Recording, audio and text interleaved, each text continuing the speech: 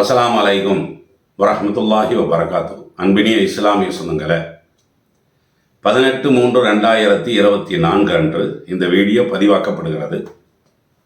நீங்கள் இந்த தலைப்பை படிச்சுட்டு தான் உள்ளே நுழைஞ்சிருப்பீங்க வீடியோக்குள்ளே. பயனற்ற ரமலான். இந்த தலைப்பை படிக்கும் போதே சில பேர்த்துக்கு ஐயம் வரும், சில பேர்த்துக்கு எரிச்சலாக இருக்கும். என்னடா பயனற்ற ரமலான்னு பேசுகிறாங்க? ரமலானுங்கிற மாதமே புனிதமான மாதம் தானே. ஒரு சின்ன செயலுக்கு கூட அல்லாஹ் ஜல்ல ஷானஹு அதிகமான கூலி என்ன செய்யலாம், நம்மளுக்கு கொடுக்குறான்.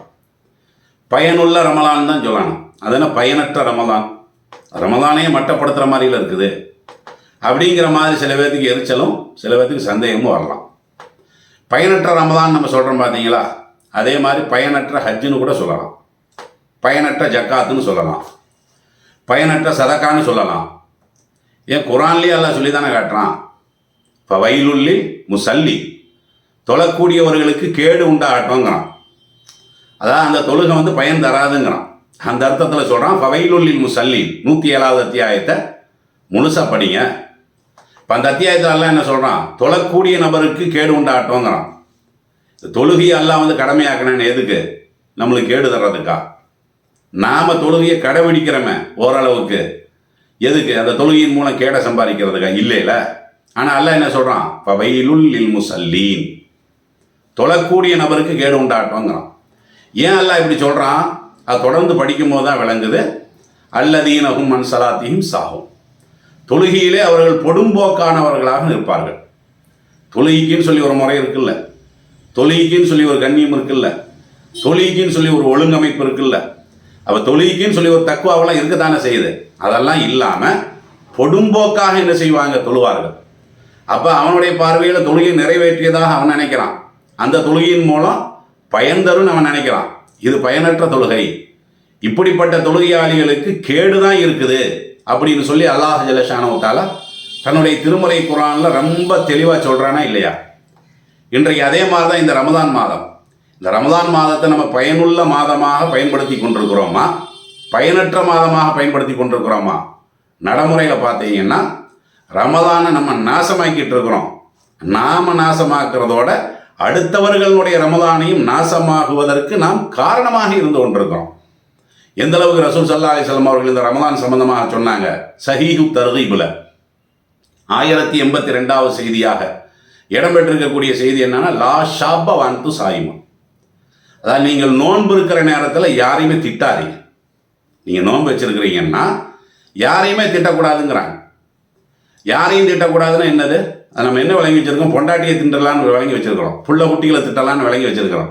அந்நியர்கள் இருக்கிறாங்களோ அவங்கள தான் நம்ம திட்டக்கூடாது, நம்மளுக்கு சம்மந்தமில்லாதவர்களை தான் நம்ம திட்டக்கூடாது அப்படின்னு நம்ம விளங்கி வச்சுருக்கிறோமே தவிர கணவன் மனைவியை திட்டக்கூடாது, மனைவி கணவனை திட்டக்கூடாது, 2 பேரும் சேர்ந்து பிள்ளைகளை திட்டக்கூடாது. ஏன்னா நீ நோன்பு வச்சிருக்கிற. அப்போ லா ஷாப்ப வான்த சாயிமும், நீங்கள் நோன்பு வைத்திருக்கக்கூடிய நிலையில் யாரையும் திட்டாதீங்க. பைன் சாப்பக அகதும், உங்களை ஒருவர் திட்டினால் கூட பக்குல் இன்னி சாயிமுன், நான் நோன்பாளியாக இருக்கிறேன் என்று சொல்லிவிடுங்கள். நீங்களும் திட்டாதீங்க. உங்களை எவனாவது திட்டினா கூட நான் நோன்பாளியாக இருக்கிறேன்னு அந்த நோன்பை காரணமாக நீங்கள் சொல்லிடுங்க.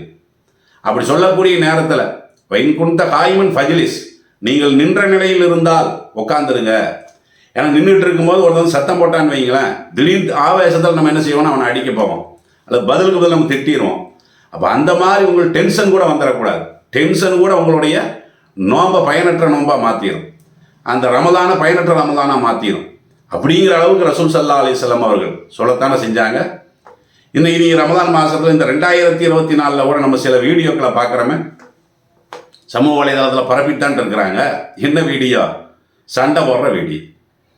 தெரு சண்டை இல்லை, சினிமா கொட்டாயில் நடக்கக்கூடிய சண்டை இல்லை, வீட்டில் நடக்கக்கூடிய சண்டை கூட கிடையாது, பள்ளி வாசலில் நடக்குது, இறை இல்லத்தில் அது சத்தமாக மைக்கு போட்டு நடக்குது. இப்படியெல்லாம் நம்ம பார்க்கத்தானே செய்கிறோம். இமாமு அவர் ஒரு பக்கம் தொழுதுட்டு இருக்கிறார், பள்ளிவாசலுடைய உள்ஹாலில் தொலை வச்சுட்டு இருக்கிறார், இரவு தொழுகையை தராவி தொழுகையை. வெளிஹாலில் இங்கே ஒரு 50 பேர் சண்டை போட்டுக்கிட்டு இருக்கிறாங்க, பார்க்குறோமே இல்லையா? அப்போ இதெல்லாம் பார்க்கக்கூடிய நேரத்தில் ரொம்ப உங்களுக்கு வேதனையாக இல்லையா? என்னடா வருஷம் இதுக்காக வேண்டியா மக்கள் வர்றாங்கல்ல பள்ளிவாசல், எதுக்கு அவன் வர்றான்? அவனே வருஷத்தில் 1 மாதம் தான் ஓரளவுக்கு உருப்படியாக வர்றான்.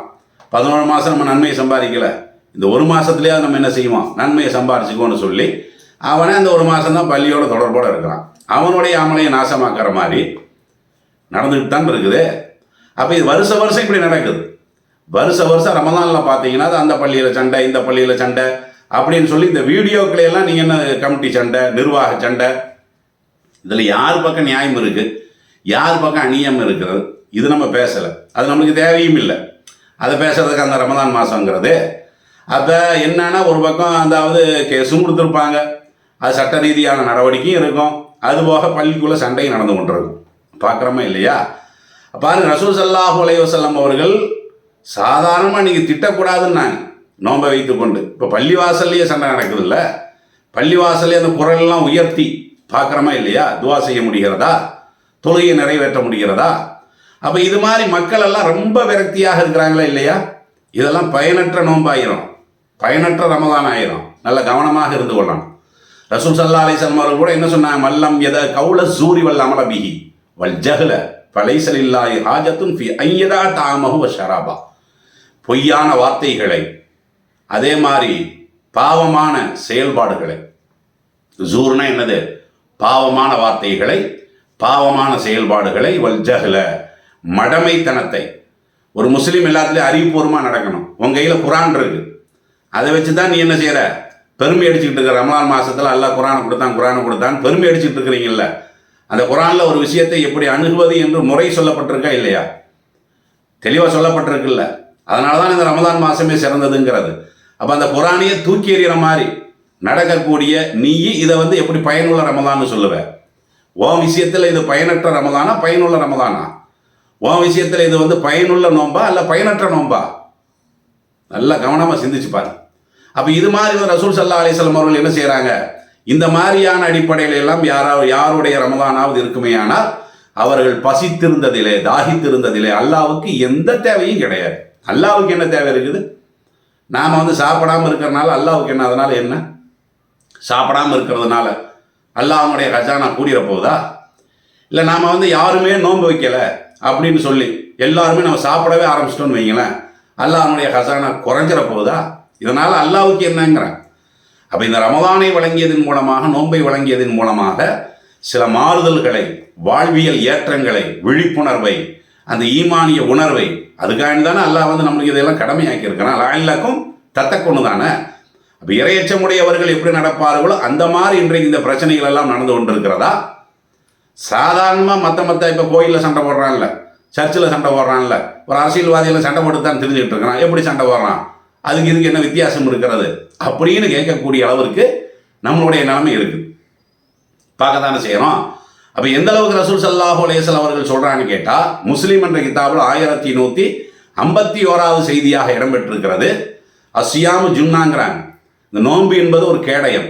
அந்த ஹதீஸ் அப்படி வருகின்ற நேரத்தில் பெயின் இம்ராவுன் ஷாத்தமஹு அவ் காத்தலஹு, ஒரு மனிதன் உங்களை திட்டினால், உங்களிடத்திலே சண்டையிட்டால் நீங்கள் என்ன செஞ்சிருங்க, நான் ஒரு நோன்பாளி, பள்ளியக்குள் இன்னி இம்ராவுன் சாயும், நான் நோன்பு வைத்திருக்கிறேன், இந்த நோன்பின் மூலம் மறுமையினுடைய நன்மை எதிர்பார்க்கிறேன், இதில் எல்லாம் நான் ஈடுபட மாட்டேன் என்றெல்லாம் பெருமானார் ஸல்லல்லாஹு அலைஹி வஸல்லம் அவர்கள் இந்த அளவிற்கு நம்மளுக்கு கற்றுக் கொடுத்தாங்களா இல்லையா? அப்போ நம்ம இந்த பள்ளிவாசலில் வைத்துக்கொண்டு இது மாதிரி நம்ம என்ன செய்கிறோம், பிரச்சனைகளை உண்டாக்கி நம்மளுடைய அமல்களை எல்லாம் நாசமாக்கி கொண்டிருக்கிறோம்.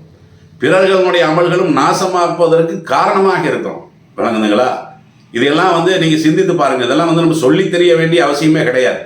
வருஷம் இதே மாதிரி ஏதாவதான முசீபத்துகளை நம்ம அடிக்கடி ஏதாவது பல மாவட்டங்களில் கேள்விப்பட்டு கொண்டே தான் இருக்கிறோமா இல்லையா? அது அற்பத்திற்கு, அற்பமான விஷயத்திற்கு, இஃப்தார் சாப்பாட்டுக்கு, இஃப்தாருக்கு சண்டை, சஹர் சாப்பாட்டுக்கு சண்டை. மக்களை நான் சொல்லலை, நடத்தக்கூடியவர்களை சொல்லிகிட்டு இருக்கிறேன். அப்போ பொறுப்பில் இருக்கிறாங்கல்ல, அப்போ இதுக்கு இல்லாமல் பின்னணி என்னன்னு பார்த்தீங்கன்னா பதவி ஏதாவது இருக்கும், ஏதாவது ஒரு காரணம், பின்னணி காரணம். அல்லாஹ்வோ அல்லாஹ்வுடைய தூதரோ அதில் மையமாக இருக்க மாட்டாங்க. இப்படி தான் நம்ம எல்லாம் கேள்விப்படுறோமோ, அப்படி தானே பல விதமான வீடியோக்கள் நம்ம பார்த்துக்கிட்டு தான் இருக்கிறோம். அப்போ நல்லா கவனமாக புரிந்து கொள்ளுங்கள். இது பயனுள்ள ரமதானாக மாற்றுவதும் பயனற்ற ரமதானாக மாற்றுவதும் உங்களுடைய கைவசம்தான் இருக்கிறார். மக்களுக்கு நான் ஒரு பொதுவான ஒரு அறிவுரையை சொல்லிக் கொள்கிறேன். போனோமா, தொழுதமா, நம்ம வேலை முடிஞ்சதா, வந்துட வேண்டியதான். ஏன் நம்ம நன்மைக்காக வேண்டி தானே போகிறோம், வேறு எதுக்கு போகிறோம்? நன்மை ஈட்டுறதுக்கு தானே போகிறோம். அப்போ இந்த இடத்துல நம்ம போனால் நம்முடைய அமல் கெட்டு போயிடும், நம்முடைய சிந்தனை கெட்டு போயிடும், நம்மளுடைய இபாதத்துகளை கூட உருப்படியாக செய்ய முடியாது என்று நீங்கள் அஞ்சினீர்கள் என்று சொன்னால் வீட்டில் தொழுதுட்டு போங்க. அதாவது இந்த இரவு தொழுகை பள்ளியில் தான் தொழுதாகணுங்கிற ஏதாவது கட்டாயம் இருக்குது, அப்படியெல்லாம் ஒன்றும் கிடையாது. இல்லை, அது சம்மந்தமாக கூட நம்ம ஏற்கனவே இதே பகுதியில், இது 22வது பகுதி, இதே பகுதியில் நம்ம அதெல்லாம் போட்டிருக்கிறோம். இரவு தொழுகை எப்படி தொழுகிறது ரொம்ப சிறந்தது, ஜமாத்துக்கு அனுமதி இருக்குதா இல்லையா அப்படிங்கிற மாதிரியான தகவலையெல்லாம் நம்ம போட்டு தான் இருக்கிறோம். அப்போ இது மாதிரியான பிரச்சனைகளுக்கு உரிய இடத்துல அந்த மக்கள் என்ன சிந்திக்கணும்? சரி, நம்ம சமாதானத்துக்கு எதாவது முயற்சி பண்ணுவோம், நடக்காதுன்னு நம்மளுக்கு தெளிவாக தெரியுது, நம்ம போக வேண்டிய அவசியமே இல்லை, வீட்டில் தொழுதுட்டு போக வேண்டியதானே.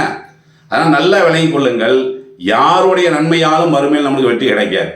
நீ நன்மை சம்பாரிச்சின்னா அது உனக்கு தான், நான் நன்மையை சம்பாரிச்சா அது எனக்கு தான். வழங்குதுங்களா இல்லையா? நன்மை மட்டும் இப்படி இருக்கிறது. தீமையான காரியத்தை பொறுத்த வரைக்கும் நீங்கள் தீமையை பண்ணி நான் சும்மா பார்த்துட்டு இருந்தேன்னா நானும் அதில் குற்றவாளியாக மாறிடுவேன். நான் அதை பார்த்து சிரிச்சுக்கிட்டு இருந்தேன்னா நானும் குற்றவாளி தான். நான் அதை பரப்பிக்கிட்டு இருந்தேன்னா நானும் குற்றவாளி தான். விளங்குதுங்களா இல்லையா? அதனால் இந்த ரமதான் மாதத்தை பயனுள்ள ரமதானாக மாற்றுவதும் நம் கையில், பயனற்ற ரமதானாக மாற்றுவதும் நம் கையில். பயனுள்ள நோன்பாக மாற்றுவதும் நம் கையில், பயனற்ற நோன்பாக மாற்றுவதும் நம் கையில். மறுமையை பால் அடிச்சிடாதீங்க. அவ்வளோதான் இதில் நம்ம சொல்ல வேண்டிய முக்கியமான விஷயம். அஸ்ஸலாமு அலைக்கும்.